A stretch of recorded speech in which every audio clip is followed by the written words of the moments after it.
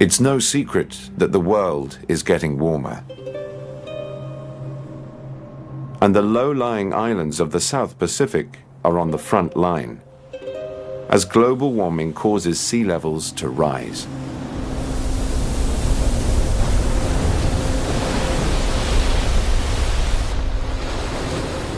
On the Pacific island nation of Tuvalu, nowhere is higher than 5 meters above sea level.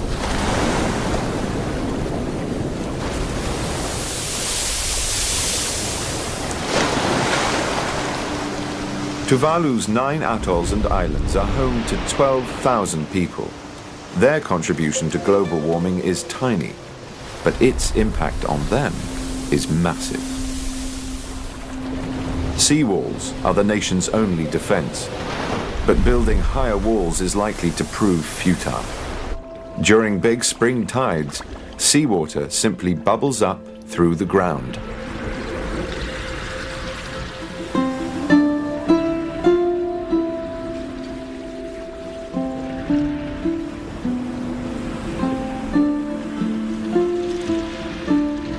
In 2006, the islanders experienced their highest tides ever.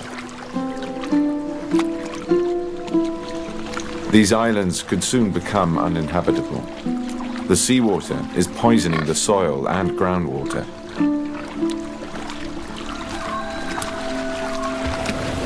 Eventually, the islands may have to be evacuated. This would be an unprecedented move. An entire nation relocated. Good morning, everyone. Welcome to the Minions Talk Show. Since we have talked about the climate change issues for several times, today we have the guests of governors from Tuvalu. Let's welcome the Mr. Bear and Miss Rabbit. Ooh! So to begin with, could you two please introduce Tuvalu to the audience? Because I don't think everyone knows it very well. Okay, I'm Rabbit. I'm Bear. We are going to talk about some information about Tuvalu. Before 16th century, the first inhabitants of Tuvalu were polygams. People rely on natural resources like seafood and fruits on the island and the trade between islands. Tuvalu was colonized by European countries after 1568. The Tuvalu Trust Fund was established in 1987 by the United Kingdom, Australia, and New Zealand. During late 20th century, the country mainly focusing on fishing and tourism to gain revenue. In the early 21st century, independent country Tuvalu also rely on international assistance. Tuvalu is most solely reliant upon fossil fuel as its source of energy. The country has 8 power stations. Tuvalu threatened in 2002 to sue the United States and Australia for excessive carbon dioxide emission. Tuvalu's emissions are less than 0.00005% of global emission, which is one of the lowest from the parties. According to Tuvalu's second national communication, the energy sector is the major contribution to carbon dioxide emission. Tuvalu commits to reduce emissions of greenhouse gases from the electricity generation sector by 100%. Tuvalu's indicative quantified economy-wide target for a reduction in total emission of GHGs from the entire energy sector to 60% below 2010 levels by 2025. Tuvalu, the mangrove wetlands, providing wood and non-wood forest products, coastal protection, conservation of biological diversity, and the provision of habitat, spawning grounds and nutrients for a variety of fish and shellfish. About deforestation, in year 1568, the island was very full of trees. The population grew from less than 3,000 up to 7,000, as active clearance of forest undergrowth for use as fuel, and more land was used. The deforestation becomes more serious. About the forest regeneration, the 8th of November 2011 in New Caledon marked the launching of a new program called One Tree, One Day, One Life. The idea is for each island inhabitant to plant one tree every year. The Tuvalu's lifestyle has been westernized to an extent, but Western-style amenities are few. Most people live on the outer island in extended family household closer into village. About one-third of population lives on Funafuti, the centre of government and commerce. Most Tuvaluans are subsistence farmers and by remittance from relatives working overseas. Only Funafuti has a regular electricity supply. Motorcycles are common on Funafuti, but there are few automobiles. Population growth has been slowed by family planning. Life expectancy at birth is about 60 years. About 10% of the population lives overseas, and pursuing education work in Nualu phosphate industry or working on merchant ships. Okay, thank you for the introduction of Tuvalu's history. I heard that Tuvalu is facing some kinds of climate change problems because of the global warming. So today we also have two climate change experts. Welcome the Mr. Horsey and Mr. Poole. Hello, I'm Horsey. Hello, I'm Poole. Today we're going to talk about the vulnerability and opportunity of Tuvalu. So first vulnerability I'm going to talk about is less frequent but more intense tropical cyclones. Tropical cyclones absorbs more energy from increasing temperature and carbon dioxide, so it becomes more intensive. High-resolution dynamical models consistently indicate that greenhouse warming will cause the globally averaged intensity of tropical cyclones to shift towards stronger storms. It will cause social chaos like homeless, food shortage due to destruction of land. Also, it will cause economic crisis due to destruction of business. So the next, I'm going to talk about the extreme rainfall days. Warmer air can hold more water. Heat trapping greenhouse gases causes more evaporation, so the atmosphere can hold on to more water. And it will be a huge amount of rainfall when that water vapor condenses as rain or snow. So the hazard for Tuvalu is that extreme precipitation increases the risk of flooding and rising public health problems due to the moist and warm weather. In addition, it will cause some traffic problems due to destruction of roads and cause some food shortage due to food damage. Another vulnerability is disease. The Intergovernmental Panel on Climate Change projections of increasing temperature and precipitation suggests the emergence of more disease-friendly conditions in regions that did not previously hold diseases or disease carriers. The exposure of diseases, climate change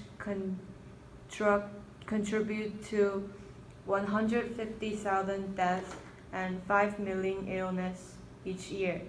That a quarter of the world disease burden is due to the contamination of air, water, soil, and food. And Tuvalu is also going to have to worry about the nation migration. As we all know, Tuvalu is a country surrounded by sea. The climate change, such as the global warming, would have damage to that kind of countries. And also, the nation migration would consume a lot of capital and human resources.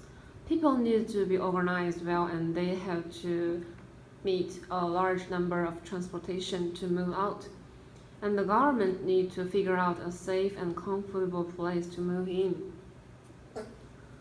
Another serious vulnerability is temperature rising. The continuously increasing temperature is due to the effect of carbon dioxide and greenhouse effect.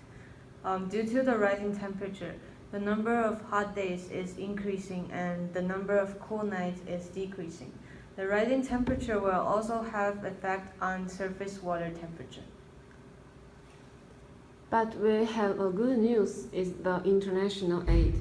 Because of the global warming, it puts Tuvalu in a danger, and it attracts more and more society to pay attention to Tuvalu and give a hand to help.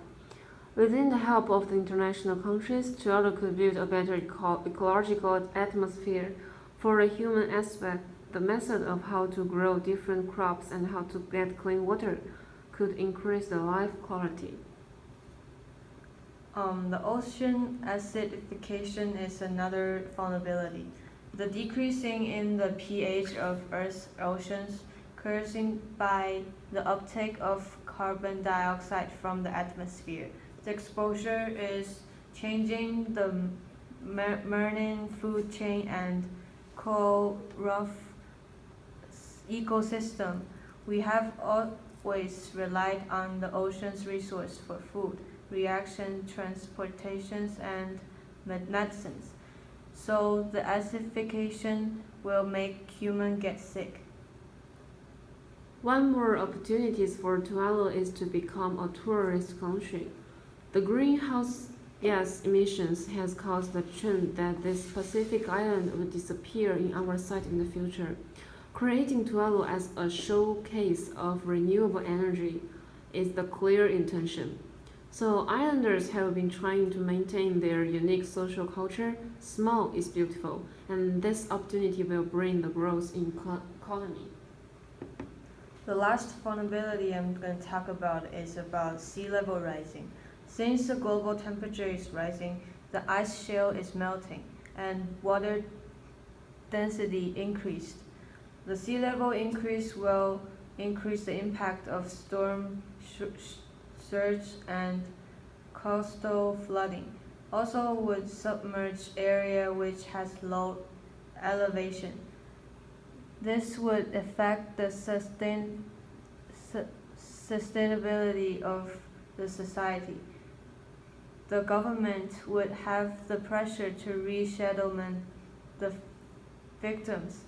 It might cause political issues. But one of the advantages of the sea level rising is the development of fishery. More open water for fishing. Due to heavier of greenhouse effect, the global temperature is rising.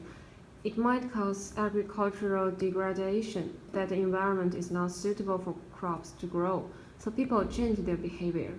For people who live in the island, they might go fishing instead of growing crops due to the climate change, which will bring up the economic in this area due to development of fishery. It will change the social behavior of the society. To analyze the situation of Tuvalu. With my knowledge, I know that there is an international conference called UNFCCC. Has Tuvalu involved to that? Oh, yes. So could you give us some details about it? Sure. The UNFCCC is called the United Nations Framework Convention on Climate Change. It is an international environmental treaty negotiated at the Earth Summit, and the framework set no binding limits on greenhouse gas emissions for individual countries and contains no enforcement mechanisms. There is another conference called Kyoto Protocol. It is an international treaty which extends the 1992 UNFCCC that commits states parties to reduce greenhouse gases emission based on the reality that global warming exists and the man-made carbon dioxide emission has caused it.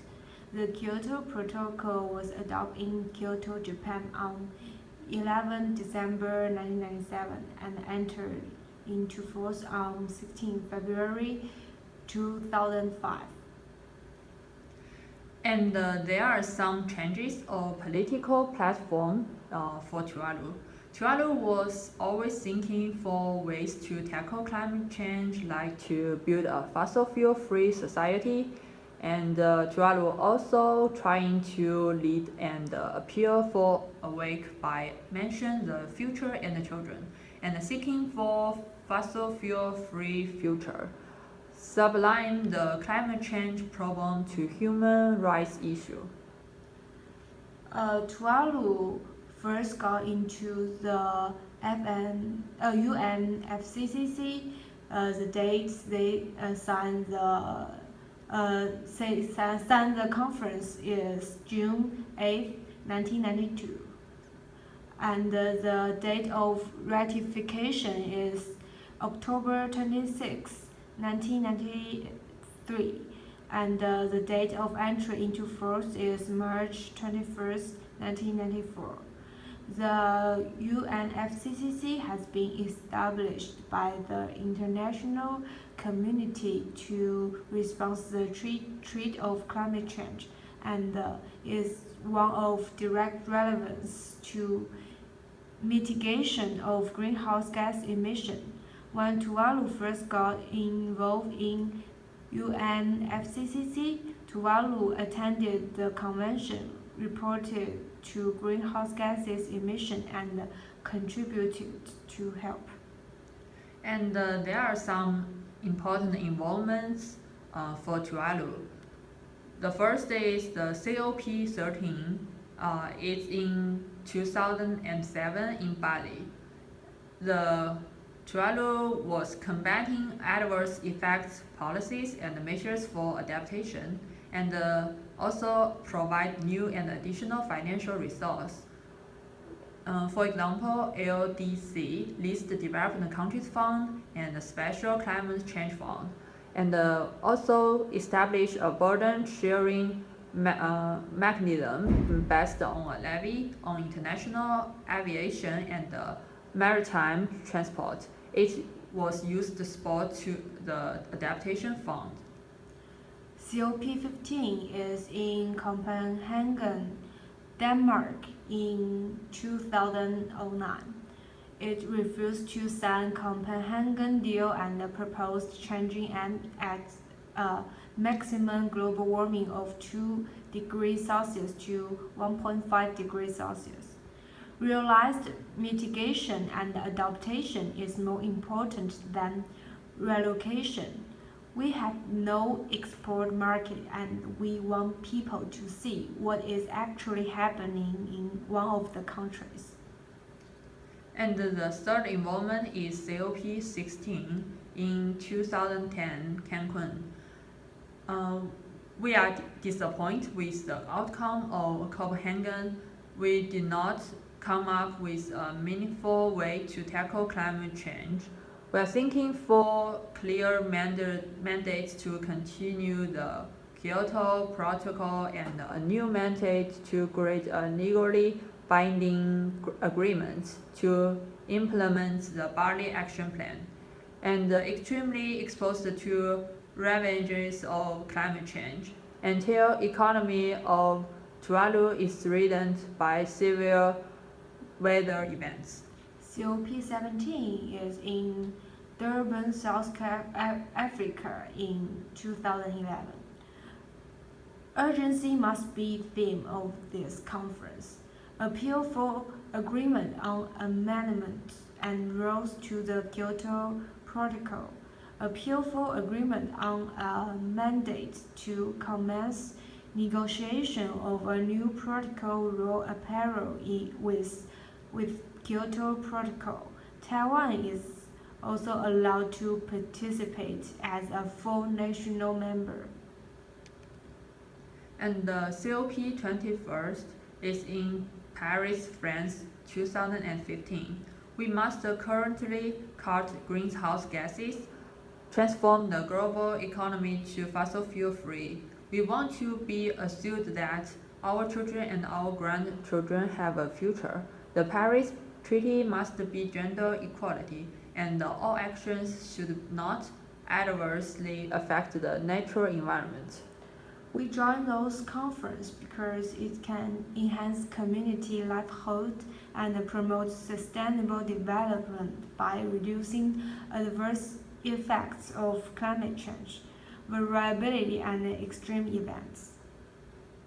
According to our political goal, do you have any recommendations to deal with the climate change problems?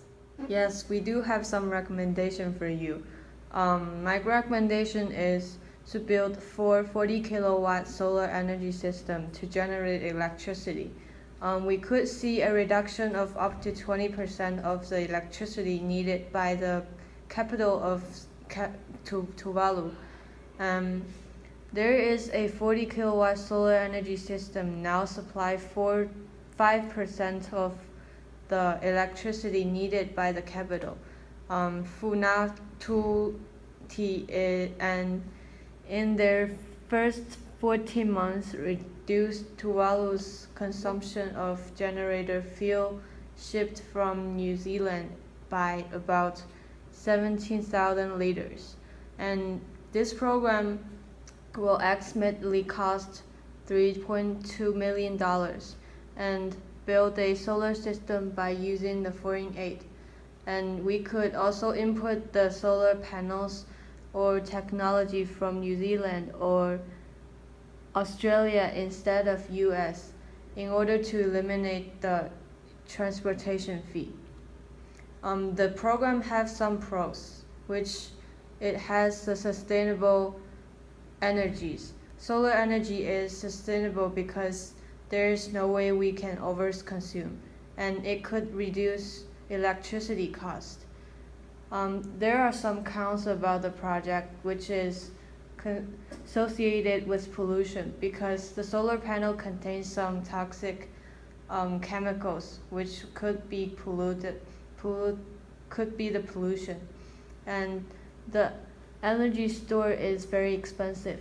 The energy store system such as batteries will help smoothen out demand and load, making solar power more stable. But these technologies are also expensive. There are some vulnerable populations for the recommendation. For example, students at schools. The school now have access to continuous power supply, thus improving the learning environment. And safety and security at night improve through the provision of outdoor street lights.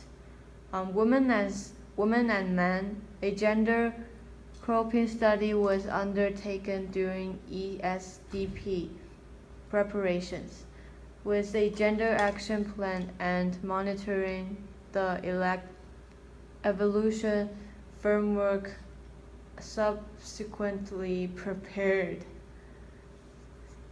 And for me, I also have some recommendations for Tuvalu. It is by replanting forests with 10,000 per year suitable hardwood fruit tree species, and mangrove trees could see a reduction of 2% of carbon dioxide emissions in Tuvalu. It will cost about 1.4 million, and one tree, one day, one life. We encourage each island inhabitant to plant one tree every year. And we are also willing to get funds from international aid or non-governmental organizations. So the profit for my recommendation is that it can help to stabilize the coastline. The dense root systems of mangrove forest trap sediments flowing down rivers and off the land. And for fisheries, there are as many as 25 times more fish of some species on reefs close to mangrove areas than in areas where mangroves have been cut down. But it will also have some cons. The mosquito is one of the problems. Pools of Saltwater in mangrove are a ripe breeding ground of mosquitoes, which are pests to humans and potential disease carriers. And it will also be hard to grow. Sea level rising each year and long time for a tree growing are affecting the survival ratio of the trees. So the vulnerable populations are the unemployed women and people who live along the coastline. So for women, fishing in Tuvalu is generally regarded as the man's career. Through mangrove reforestation, fishery is being developed. Then government encourages women participate into these activities, increasing employment opportunities for women. And the percentage of women in the fishing industry right now is about 40% of all women in Tuvalu. For the people who live along the coastline, the threat of global climate change is already being felt as sea levels rise and summers gain in intensity, increasing coastal erosion and contaminating groundwater with salt. Mangrove reforestation helps stabilize the coastline and provide a windbreak and a seawall to support further plantings in the coming years. As these trees mature, their thick roots will form a band that can help protect island in groundwater resources as well. I hope our suggestions would help for your country. Yes, that's a good idea, and we will conduct these actions in our country. Okay, I know you guys still have a lot of things to talk about, but today is the time. Thanks to the climate change experts and also for the gardeners from Tuvalu. Thanks for coming, and we will see you next week.